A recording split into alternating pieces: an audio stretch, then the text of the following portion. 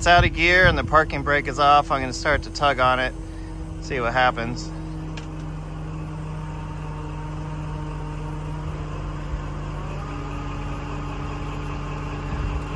Does look like the rear wheels are rolling.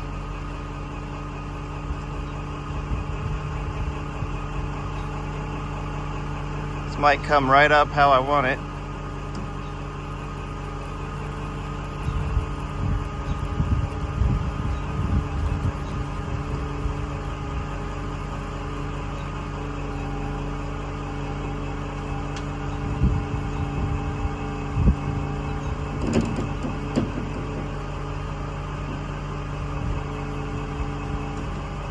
Now I've hooked up a snatch block there on the corner of my rollback.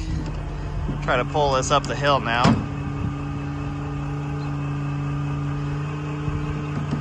And then when it's in position that I can pull it straight up the truck, I'll take the snatch block off.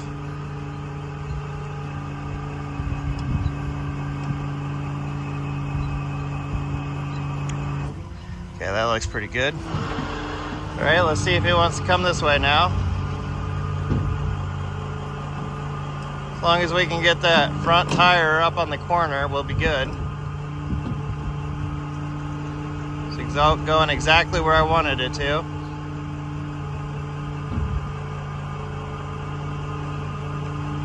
I'm just going to pick up the back of the truck.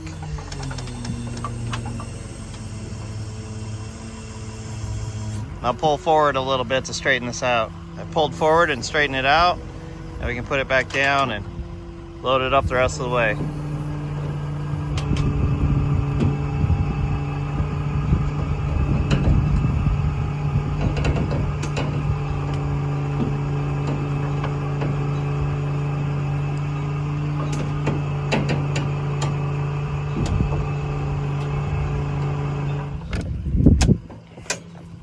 I have to help steer it just a little bit.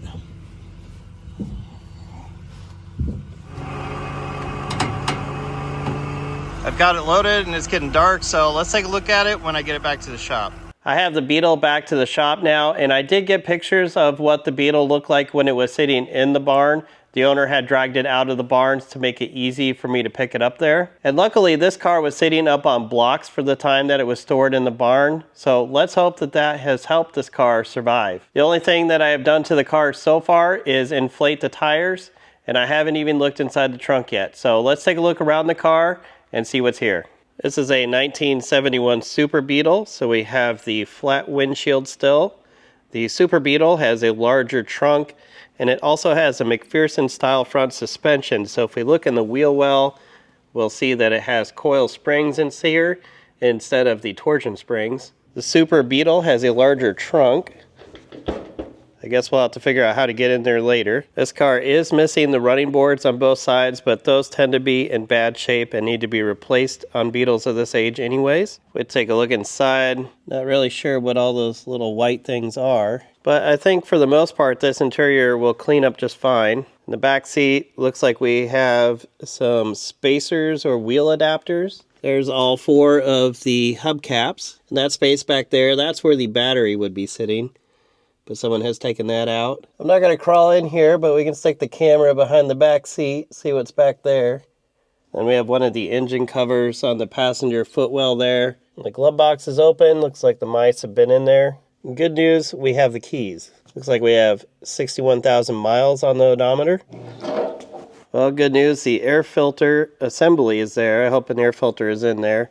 Someone has stuffed rags up there so that the mice wouldn't get up there. But they probably got up into the fan in another way, so we'll have to see what happens. And it looks like someone has cut the hose running from the fuel pump up to the carburetor. So the last time someone messed with this, they may have been having fuel issues and wanted to see if the pump was working. On this side, the running board is missing as well.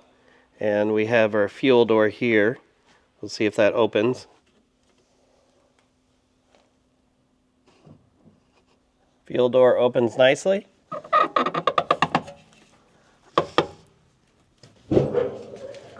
There we go. Oh man. Alright, it looks pretty bad in here. Look at that mouse nest. That's just crazy. So we may have some major issues with the wiring on this one. That's a pretty good pile there too. Surprisingly, it doesn't smell though. Usually when you see something like this, the smell coming off of the car is just awful, but this one doesn't actually have any smell to it. That's all cleaned up now. We can see the trunk floor finally.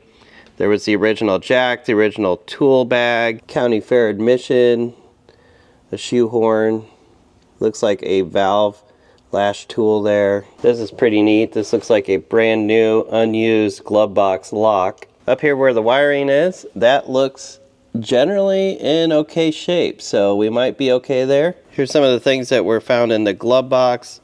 There's a little flasher unit, a rotor, a crowbar, more county fair admissions. And then inside the car there were the hoses, the clamps that go to them, the missing exhaust shield. The original pads for the pedals were on the floor.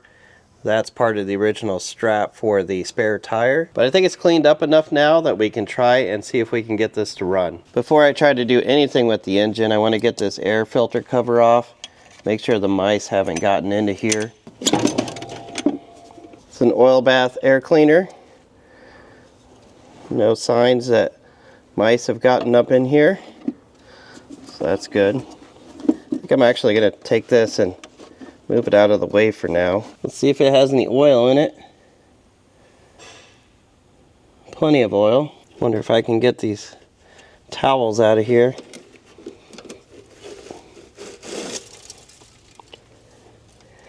Looks like the mice did get to the other side of that for sure.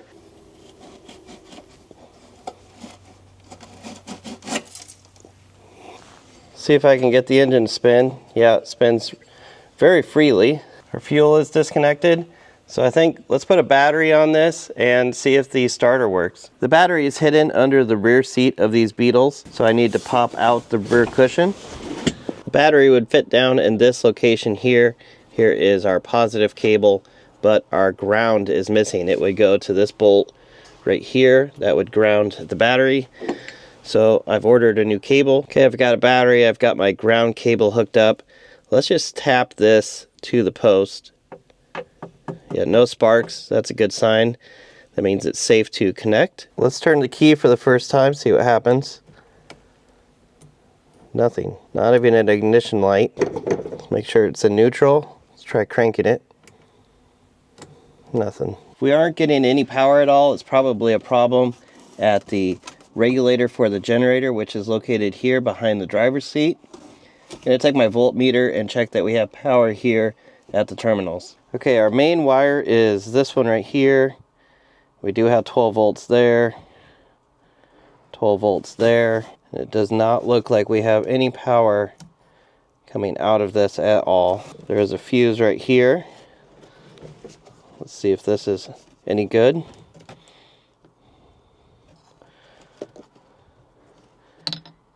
So this uses one of those bullet type fuses. We can test that against the ground. The fuse is good, and that is coming over to a relay over here.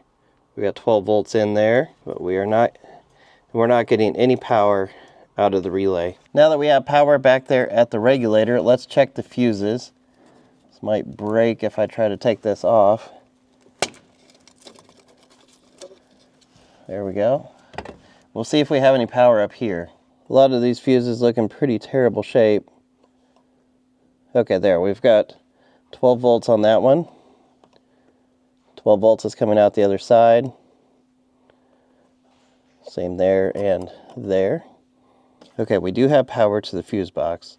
Now to check all of the other fuses that don't have power going to them, I'll have to use my voltmeter, so it will beep if the fuse is good. That fuse is good. That one there, not so much. So I'll pop that off if I can get it loose.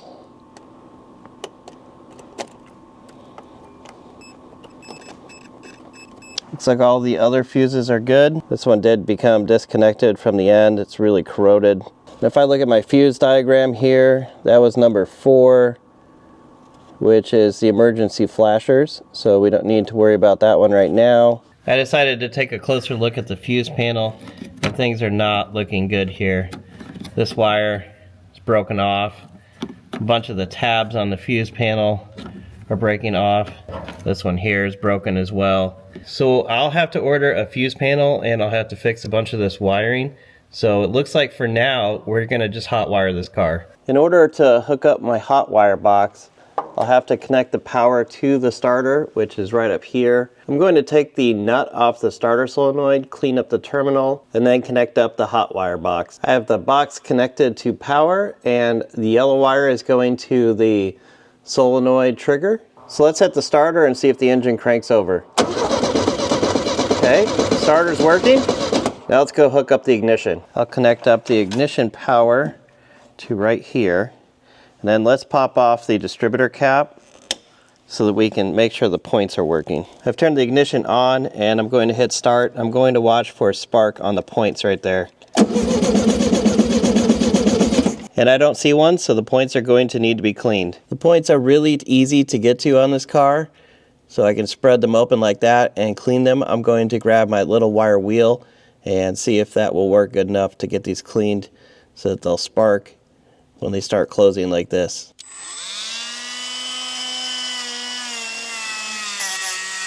Let's try this again and watch the points.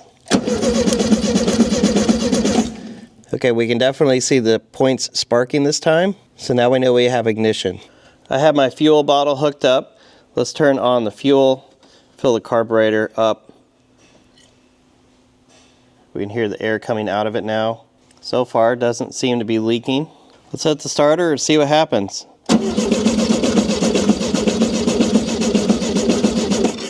With this car sitting for a long time, it's going to be really hard to start it for the very first time. The choke is closed. Let's hit it with a little bit of starter fluid. Okay, let's give it another try.